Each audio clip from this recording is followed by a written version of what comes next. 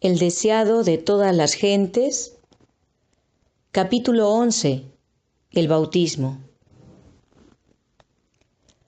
Las noticias referentes al profeta del desierto y su maravillosa predicación cundieron por toda Galilea. El mensaje alcanzó a los campesinos de las aldeas montañosas más remotas y a los pescadores que vivían a orillas del mar, y en sus corazones sencillos y fervientes halló la más sincera respuesta. En Nazaret se contó en la carpintería que había sido de José, y uno reconoció el llamado. Había llegado su tiempo. Dejando su trabajo diario, se despidió de su madre y siguió en las huellas de sus compatriotas que acudían al Jordán. Jesús y Juan el Bautista eran primos, estrechamente relacionados por las circunstancias de su nacimiento. Sin embargo, no habían tenido relación directa.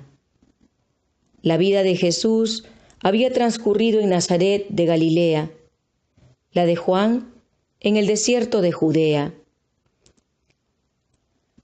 En un ambiente muy diferente habían vivido recluidos, sin comunicarse el uno con el otro. La providencia lo había ordenado así. No debía haber ocasión alguna de acusarlos de haber conspirado juntos para sostener mutuamente sus pretensiones. Juan conocía los eventos que habían señalado el nacimiento de Jesús. Había oído hablar de la visita a Jerusalén en su infancia y de lo que había sucedido en la escuela de los rabinos. Conocía la vida sin pecado de Jesús y creía que era el Mesías, pero no tenía una seguridad positiva de ello.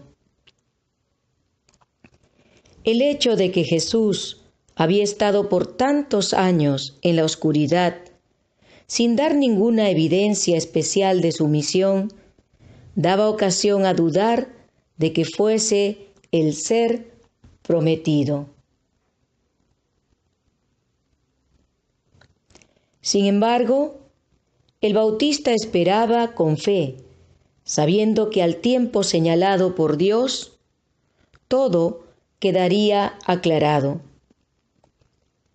Se le había revelado que el Mesías vendría a pedirle el bautismo, y entonces se le daría una señal de su carácter divino. Así estaría en condiciones de presentarlo al pueblo. Cuando Jesús vino para ser bautizado, Juan reconoció en él una pureza de carácter que nunca había percibido en nadie. La misma atmósfera de su presencia era santa e inspiraba reverencia. Entre las multitudes que lo habían rodeado en el Jordán, Juan había oído sombríos relatos de crímenes y conocido a almas agobiadas por miriadas de pecados, pero nunca había estado en contacto con un ser humano que irradiase una influencia tan divina. Todo eso estaba en armonía con lo que le había sido revelado acerca del Mesías. Sin embargo, vacilaba en hacer lo que le pedía Jesús. ¿Cómo podía él, pecador, bautizar al Inmaculado? ¿Y por qué debía someterse el que no necesitaba arrepentimiento a un rito que era una confesión de culpabilidad que debía ser lavada? Cuando Jesús pidió el bautismo, Juan quiso negárselo, exclamando: «Yo necesito ser bautizado por ti, ¿y tú vienes a mí?». Con firme, aunque suave autoridad, Jesús contestó: «Deja ahora, porque así conviene que cumplamos toda justicia».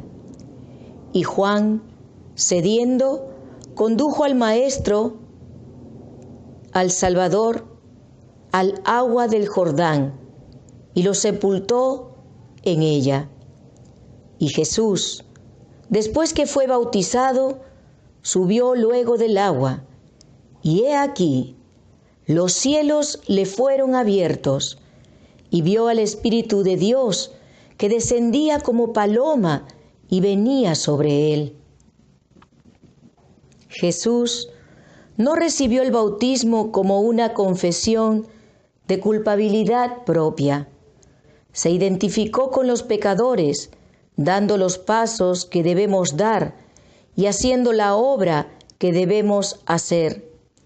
Su vida de sufrimiento y paciente tolerancia después de su bautismo fue también un ejemplo para nosotros.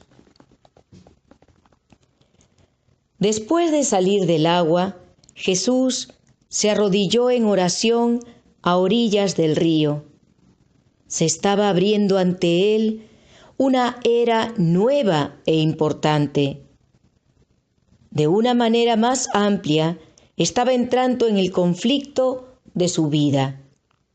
Aunque era el príncipe de paz, su venida iba a ser como el acto de desenvainar una espada. El reino que había venido a establecer era lo opuesto de lo que los judíos deseaban. El que era el fundamento del ritual y la economía de Israel iba a ser considerado como su enemigo y destructor. El que había proclamado la ley en el Sinaí iba a ser condenado como transgresor. El que había venido para quebrantar el poder de Satanás sería denunciado como Belcebú. Nadie en la tierra lo había comprendido y durante su ministerio debía continuar andando solo.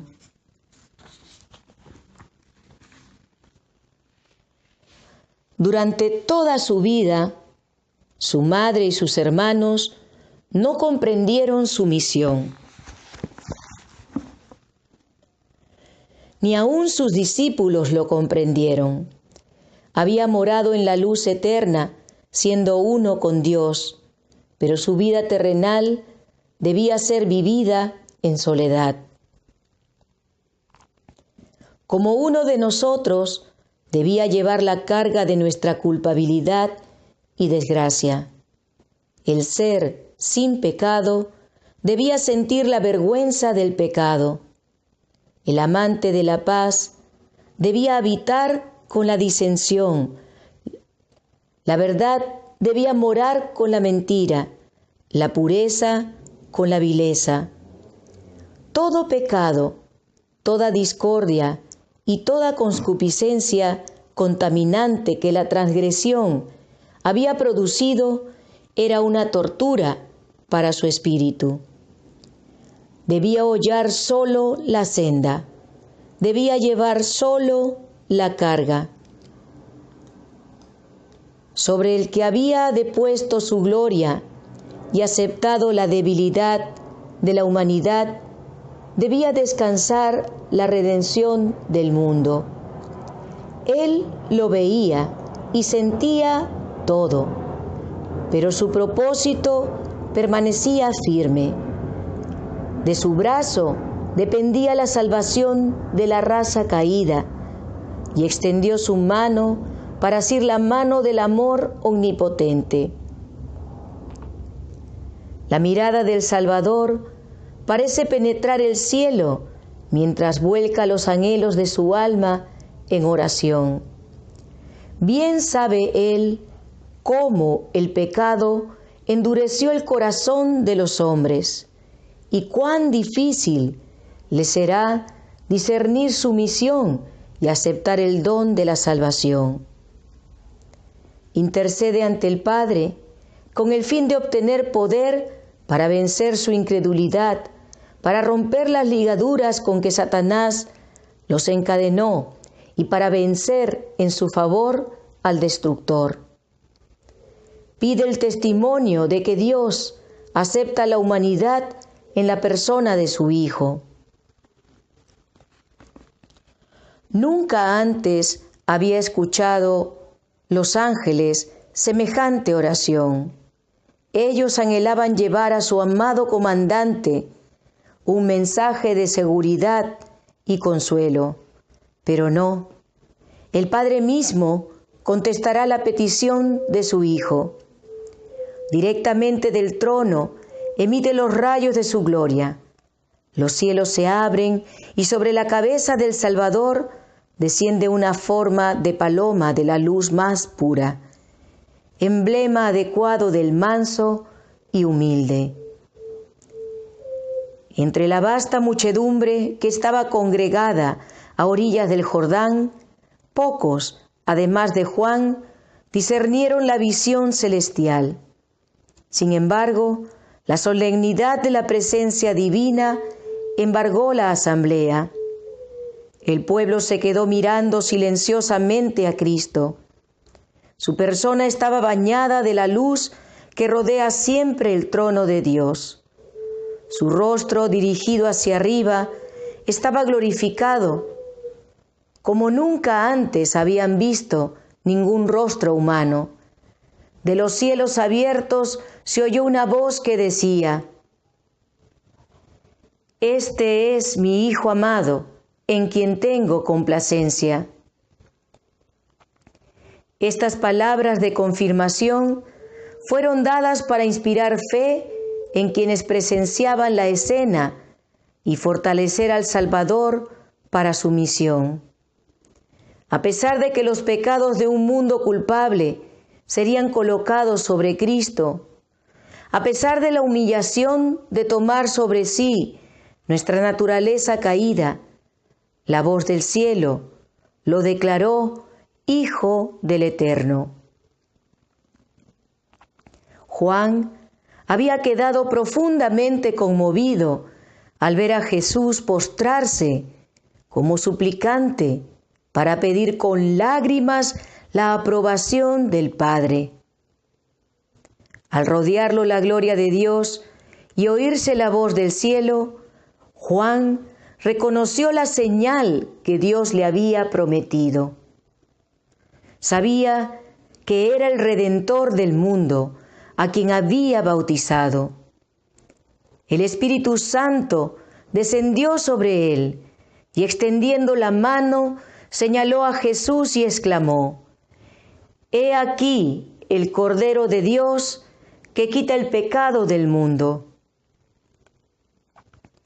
Nadie de entre los oyentes, ni aun el que las pronunció, discernió el verdadero significado de esas palabras: el Cordero de Dios. Abraham, sobre el monte Moria, había oído la pregunta de su hijo: «Padre mío, ¿dónde está el Cordero para el holocausto?». El Padre contestó: «Dios se proveerá de cordero para el holocausto, hijo mío». Y en el carnero divinamente provisto en lugar de Isaac, Abraham vio un símbolo del que había de morir por los pecados de los hombres. El Espíritu Santo, mediante Isaías, repitiendo la ilustración, profetizó del Salvador. Como cordero fue llevado al matadero. Jehová cargó en él el pecado de todos nosotros, pero los hijos de Israel no habían comprendido la lección. Muchos de ellos consideraban los sacrificios de una manera muy semejante a la forma en que miraban sus sacrificios los paganos, como dones por cuyo medio podían propiciar a la deidad. Dios deseaba enseñarles que el don que los reconcilia con Él proviene de su amor. Y las palabras dichas a Jesús a orillas del Jordán Este es mi Hijo amado, en quien tengo complacencia. Abarcan a toda la humanidad. Dios habló a Jesús como nuestro representante. No obstante, todos nuestros pecados y debilidades no somos desechados como inútiles. Él nos hizo aceptos en el amado. La gloria que descansó sobre Jesús es nuestra prenda del amor de Dios hacia nosotros. Nos habla del poder de la oración, de cómo la voz humana puede llegar al oído de Dios y ser aceptadas nuestras peticiones en los atrios celestiales. Por causa del pecado, la tierra fue separada del cielo y alienada de su comunión. Pero Jesús la ha conectado otra vez con la esfera de gloria. Su amor ha rodeado al hombre y alcanzado el más alto cielo. La luz que cayó desde los portales abiertos sobre la cabeza de nuestro Salvador caerá sobre nosotros mientras oramos por ayuda para resistir la tentación. La voz que habló a Jesús dice a toda alma creyente: este es mi Hijo amado, en quien tengo complacencia. Amados, ahora somos hijos de Dios, y aún no se ha manifestado lo que hemos de ser. Pero sabemos que cuando Él se manifieste, seremos semejantes a Él, porque lo veremos tal como Él es. Nuestro Redentor ha abierto el camino, de manera que el más pecaminoso, el más menesteroso, el más oprimido y despreciado puede hallar acceso al Padre. Todos pueden tener un hogar en las mansiones que Jesús ha ido a preparar. Esto dice el Santo, el verdadero, el que tiene la llave de David, el que abre y ninguno cierra, y cierra y ninguno abre. He aquí, he puesto delante de ti una puerta abierta, la cual nadie puede cerrar.